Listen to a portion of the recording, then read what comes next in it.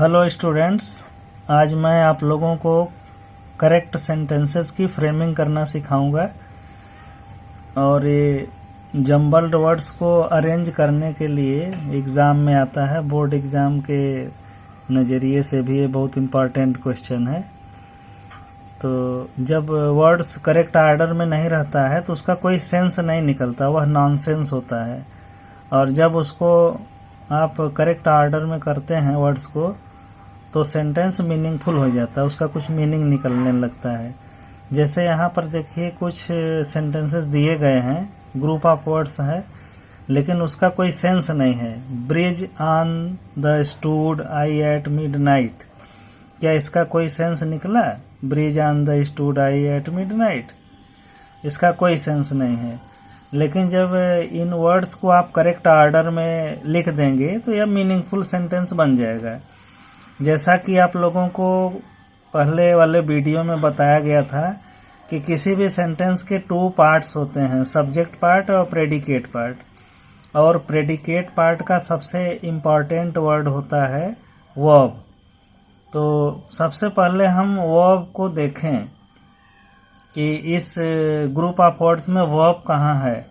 तो इसमें हम देखते हैं कि स्टूड वर्ब है, और स्टूड जो है स्टैंड का सेकंड फॉर्म है। सेकंड फॉर्म का मतलब कि पास्ट टेंस। तो अब स्टूड का मतलब कि पास्ट टेंस में है तो खड़ा था। अब आप इससे यह देखें कि एक खड़ा होने की बात किसके संदर्भ में की जा रही है। तो सबसे पहले आप जम्बल्ड वर्ड्स को अरेंज करने के लिए सबसे पहले वर्ब लिखेंगे, स्टूड। इसके बाद ये देखिए कि खड़ा था तो कौन खड़ा था, यानी स्टूड इस एक्शन का करने वाला कौन है। सब्जेक्ट का मतलब होता है डूअर ऑफ द एक्शन। इस एक्शन को करने वाला इसमें कौन हो सकता है? तो स्टैंडिंग का काम ब्रिज नहीं कर सकता, on the stood at midnight ये सब वर्ड्स नहीं कर सकते। तो इस ग्रुप में आई को सब्जेक्ट बनाया जा सकता है, क्योंकि स्टैंडिंग करने का काम आई कर सकता है। तो अब इसको सब्जेक्ट बना के हम आगे रख देंगे, आई स्टूड। अब स्टूड के बाद हम यह देखें कि मैं खड़ा था, अब कहाँ खड़ा था। अब इसमें आप देख रहे हैं कि प्लेस का नाम भी है और एक प्रीपोजिशन भी है, ब्रिज ऑन। और आर्टिकल को नाउन के पहले रखा जाता है, क्योंकि आर्टिकल डिटर्मिनर में आता है और नाउन को डिटर्मिन करता है।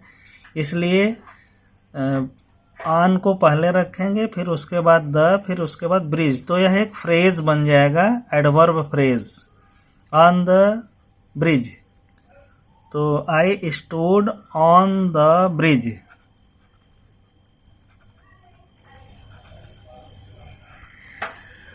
आई स्टूड ऑन द ब्रिज। अब इसमें क्या बचा? इसमें देखिए 1 2 3 4 5 वर्ड्स आ गए। तो 1 2 3 4 5 वर्ड्स। अब बचा क्या? At midnight. तो जो बचा है उसको आगे अरेंज कर दीजिए, एट मिडनाइट। अब इस तरह से यह सेंटेंस आपका तैयार हो गया, I stood on the bridge at midnight. यह मीनिंगफुल सेंटेंस बन गया। इसी तरह से एक दूसरा सेंटेंस भी दिया हुआ है, इसको हम लोग अरेंज करने का प्रयास करते हैं।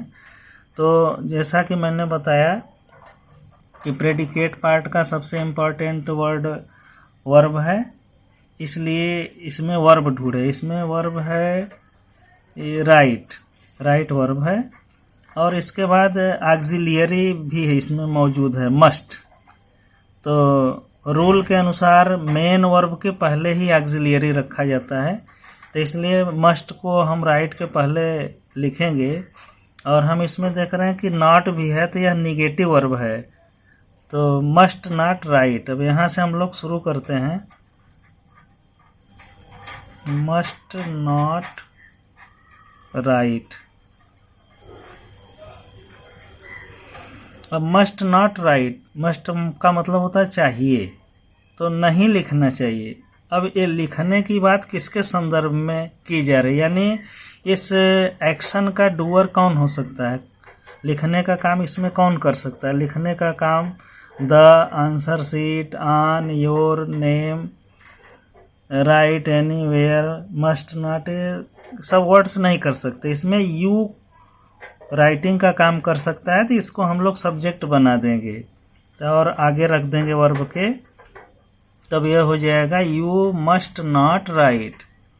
अब यहाँ तक बन गया, तो you must not right, 4 words इसमें आ गए। अब राइट का मतलब लिखना, तो अब क्या लिखने की बात कर रहा है इसमें, देखिए your name, you must not right your name, तो अब यहाँ पर योर नेम को लाइए, राइट के साथ जुड़ा हुआ है योर नेम। अब इतने वर्ड्स इसमें आ गए, you must not right your name. अब क्या बचा, the answer sheet on anywhere. तो अब इसके बाद द आंसर शीट ऑन, इसको एक फ्रेज बनाया जा सकता है, adverb phrase, on the answer sheet. और इसके बाद फिर बचेगा एनीवेयर। तो अगर एनीवेयर को बाद में रखते हैं तब यह मीनिंगफुल सेंटेंस नहीं बन पाएगा। You must not right your name on the answer sheet anywhere नहीं, बल्कि एनीवेयर को पहले कर दीजिए। You must not right your name anywhere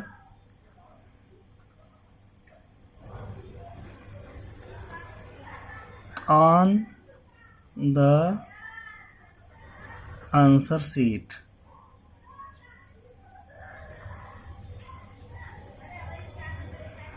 अब यह मीनिंगफुल सेंटेंस बन गया, you must not right your name anywhere on the answer sheet.